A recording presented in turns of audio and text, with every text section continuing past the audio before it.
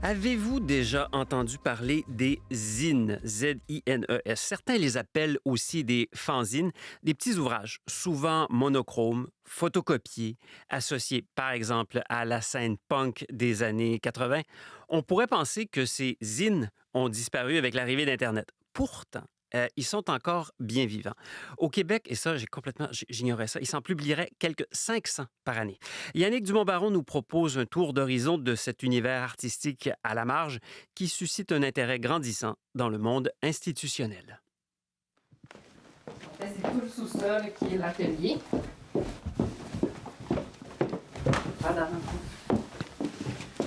L'espace de travail pour ordi, ça c'est les réseaux. L'espace est coloré, bien rempli de grosses imprimantes et de vastes tables de travail. Dans les placards et les nombreux tiroirs, on retrouve du papier, du carton et tout le nécessaire pour créer et imprimer. Nous sommes chez Catherine Ouellette-Cummings, dans le sous-sol qui abrite l'Abricot, un studio de création qu'elle a fondé avec son partenaire Julien Boisseau. On s'est connus au cégep en faisant un travail d'équipe. On a eu envie de rester en équipe, finalement. Puis on travaille ensemble depuis ce temps-là.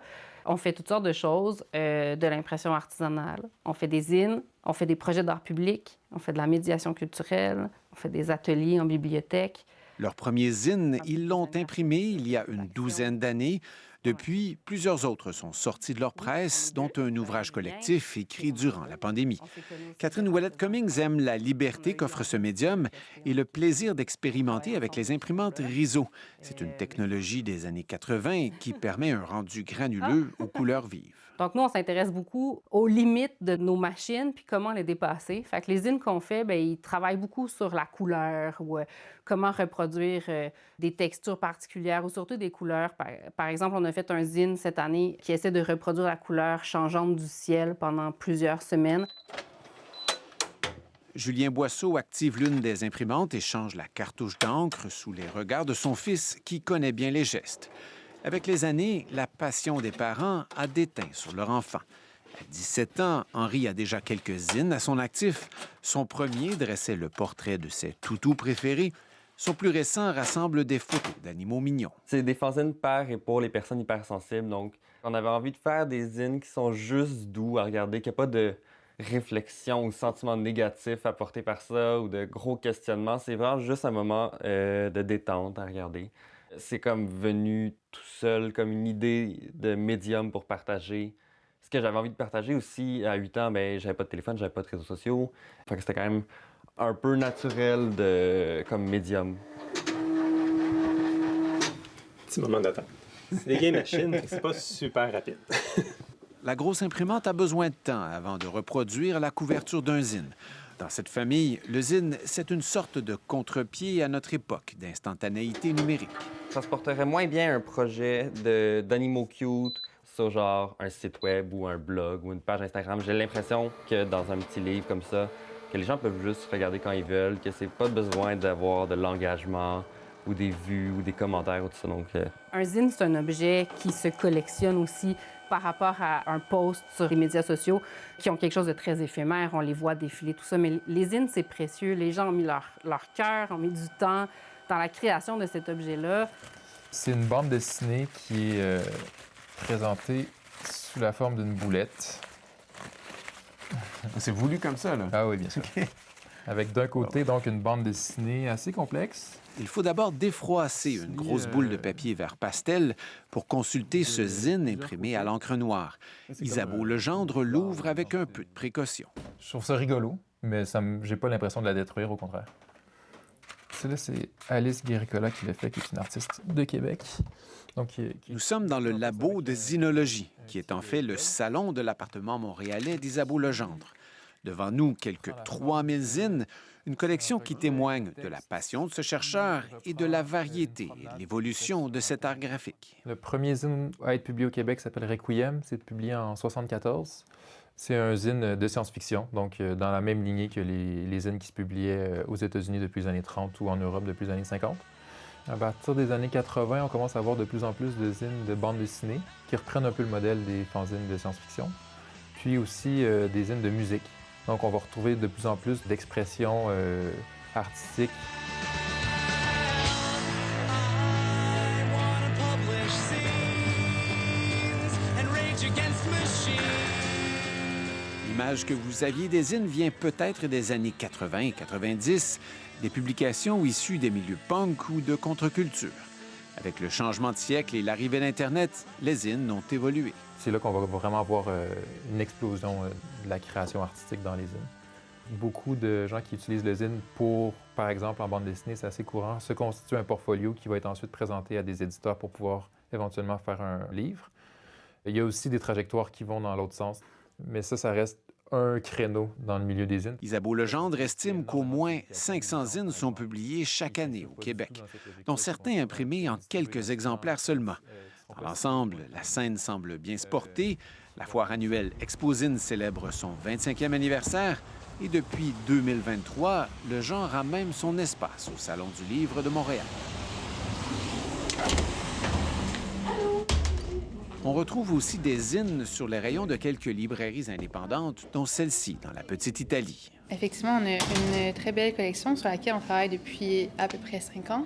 Mélanie Guillemette, copropriétaire de la librairie N'était-ce pas l'été? Alors, voici notre collection de zines. Il y a énormément de papier broché de toutes sortes de formats, de toutes sortes de couleurs. Mon œil à moi a de la difficulté à s'arrêter. Il y a tellement de choses. Là, je vois des mots, patriarcat, club vacances, swapping, unreality, révolution. Il y a de tout. Et c'est tout le temps des objets et des formats qui sont comme un peu weird, un peu bizarres. Des fois, tu l'ouvres puis ça s'ouvre d'une manière vraiment confuse. Puis ça fait partie du jeu de devoir remettre des fois les pièces ensemble. Puis ça peut être intimidant, un zine, quand tu connais pas ça, mais en fait, c'est super accessible, il faut juste l'essayer. Fait que souvent, les mettre dans les mains des gens. C'est niaiseux, mais ça marche. Je vais t'en montrer 2-3 que je trouve vraiment bien faits ou rigolos. On a le trésor de Torsavol 3. Mélanie Guillemette prend dans ses mains une petite boîte semblable à celle contenant des portions individuelles de céréales. Et à l'intérieur, il y a une série de petits papiers que tu peux piger.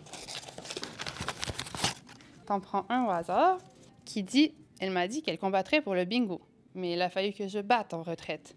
L'infâme céréale premier était venu. » Ces petits mots, ce sont des phrases que le conjoint de l'auteur prononce dans son sommeil. Puis elle a fait un petit format à piger de ces phrases-là.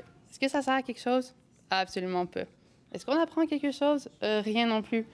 Puis c'est pas ça le but. Je pense que c'est juste de manipuler l'objet, d'avoir du fun à le sortir petit à petit, puis il y a même des petites bouts. Mélanie Guillemette vend des zines pour le plaisir. Ce n'est pas très rentable, même si les copies s'envolent rapidement. Mais on en vend régulièrement. Il y a des gens qui viennent juste pour ça maintenant. C'est tout le temps très flatteur. On en vend aussi à des bibliothèques, puisqu'il y a de plus en plus de bibliothèques qui ouvrent des collections à Montréal puis au Québec.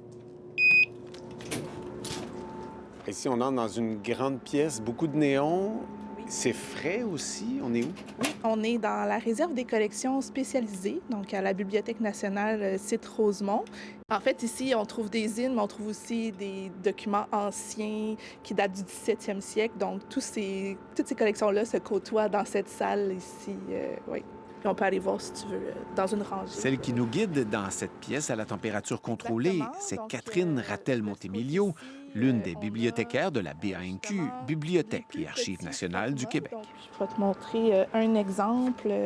Moi, ce que je remarque en regardant sur les tablettes, c'est que toutes sortes de formats, ça ne doit pas être évident à classer. Non, exactement. C'est vraiment un défi. Puis dans les zines, on en a des fois qui sont très petits, qui sont des objets un peu tridimensionnels. Donc, le travail des techniciens et techniciennes en muséologie est vraiment important. Puis d'ailleurs, ils nous ont conçu sur mesure une boîte qu'on peut sortir, qui est une boîte faite sur mesure dans laquelle on va trouver beaucoup de zines au même endroit. Donc, on va aller la voir à l'extérieur où c'est plus chaud. Oui.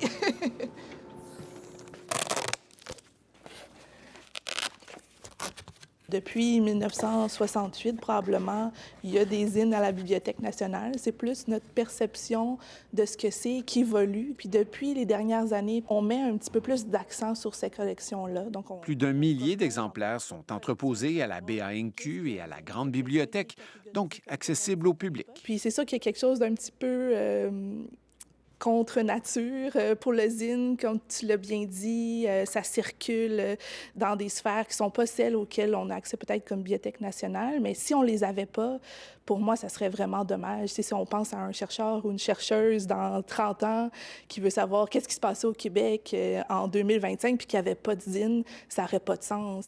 Quand vous les consultez, qu'est-ce que ça vous dit de la vie culturelle québécoise? On voit beaucoup de préoccupations qui sont un peu plus marginales, qui trouvent dans le zine une voie d'expression. Je pense tout aux luttes queer, trans, par exemple. On voit aussi toutes sortes d'innovations un petit peu plus artistiques. En fait, on a vu aussi pendant la pandémie plein de gens qui ont fait des zines, donc qui vont témoigner par le zine de ce moment-là de notre histoire. On n'a pas encore beaucoup de recul, mais éventuellement, peut-être, ça va être intéressant de voir plein de récits, à la fois collectifs et personnels, de ce moment-là qu'on a vécu ensemble. Donc, ça, c'est intéressant aussi.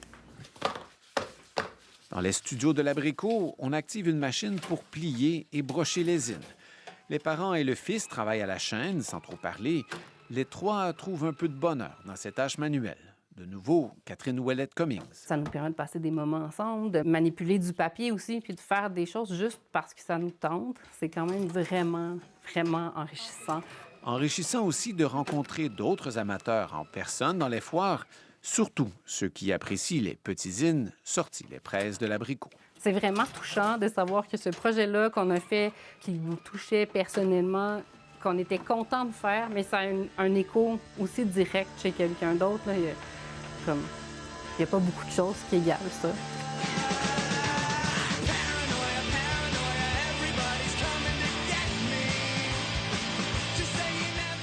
C'était un reportage de Yannick Dumont-Baron.